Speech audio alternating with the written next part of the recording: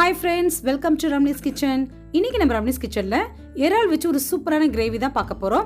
இந்த இறால் கிரேவி எப்படி பண்றதுன்னு பார்க்கிறதுக்கு முன்னாடி இதுவரைக்கும் நம்ம சேனலை சப்ஸ்கிரைப் பண்ணாதவங்க மறக்காம சப்ஸ்கிரைப் பண்ணிக்கோங்க. பக்கத்துல இருக்க பெல் ஐகான் கிளிக் பண்ணிக்கோங்க. ஆல் ஆப்ஷன் சேர்த்து கிளிக் பண்ணிக்கோங்க. வாங்க வீடியோக்குள்ள போலாம். ஸ்டவ்ல ஒரு pan வச்சுக்கோங்க. அதுல 2ல இருந்து 3 டேபிள்ஸ்பூன் அளவுக்கு எண்ணெய் சேர்த்துக்கோங்க. எண்ணெய் நல்லா காஞ்சதுக்கு அப்புறம் 2 பட்டை 5 கிராம் சேர்த்துக்கோங்க. கூடவே 2ல இருந்து 3 பெரிய வெங்காயம் பொடியா நறுக்கி சேர்த்துக்கோங்க. நீங்கள் பெரிய வெங்காயத்துக்கு பதிலாக சின்ன வெங்காயமும் சேர்த்துக்கலாம், அதுவுமே ரொம்ப நல்லாயிருக்கும். வெங்காயம் நல்லா வதங்கி வந்துடணும். இதில் பாருங்கள் கொஞ்சமாக எண்ணெய் பிரிஞ்சு வருது. இந்த ஸ்டேஜில் நீங்கள் 1 டேபிள் ஸ்பூன் அளவுக்கு இஞ்சி பூண்டு விழுது சேர்த்துக்கோங்க. இதனுடைய பச்சை வாசனை போகிற அளவுக்கு நல்லா வதக்கிக்கலாம்.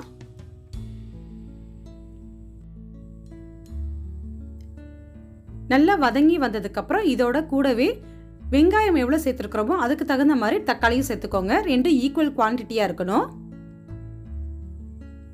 தக்காளி வதங்கிறதுக்காக இதில் உப்பு சேர்த்துக்கிறேன்.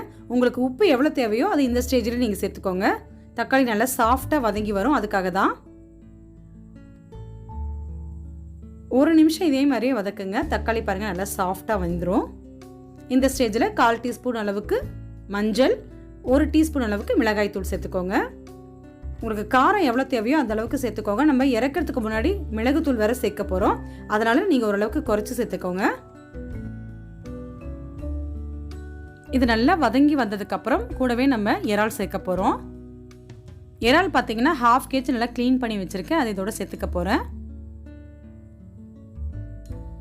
உங்களுக்கு கொஞ்சம் ட்ரையாக தேவை அப்படின்னு நினச்சிங்கன்னா நீங்கள் இந்த ஸ்டேஜில் மூடி போட்டு வச்சுருங்க. தண்ணி எதுவும் சேர்க்க வேண்டாம். எனக்கு கொஞ்சம் கிரேவியாக தேவை அப்படின்றதுக்காக நான் இதில் ஒரு 1/2 கப் அளவுக்கு தண்ணி ஆட் பண்ணிக்கிறேன். தண்ணியை சேர்த்ததுக்கப்புறம் நல்லா மிக்ஸ் பண்ணி மூடி வச்சிடலாம். ப்ரான் ஒரு 10 நிமிஷம் வெந்தால் போதும், அதுக்கு மேலே வெந்தால் ரஃப் ஆகிடும், டேஸ்ட்டும் கொஞ்சம் கம்மியாயிடும். ஸோ நீங்கள் 10 மினிட்ஸ் மட்டும் வேக வைங்க. நடுவில் ஒரு முறை எடுத்து கிளறி விட்டுக்கோங்க. அடிப்பிடிக்காமல் இருக்கிறதுக்காக தான் நடுவில் ஒரு முறை கிளறிக்கிறோம். திரும்ப மூடி வச்சு இன்னொரு 5 நிமிஷம் வேக விட்டுறலாம். 10 மினிட்ஸ் நல்லா வெந்துருச்சு. இப்போ பாருங்கள் நல்லா எண்ணெய் பிரிஞ்சு வந்துருச்சு. இதோட கொஞ்சம் டேஸ்ட் நல்லா இருக்கணுன்றதுக்காக நான் 1/2 கப் அளவுக்கு தேங்காய் பால் சேர்க்குறேன்.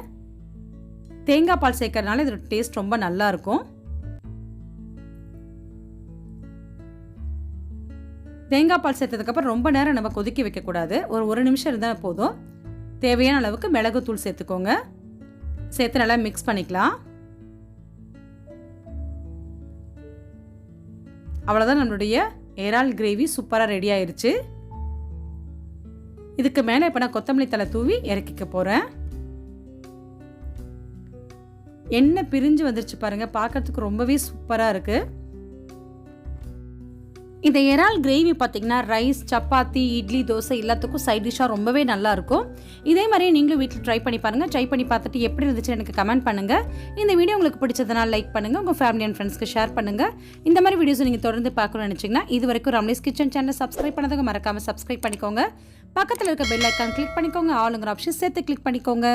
தேங்க்ஸ் ஃபார் வாட்சிங்.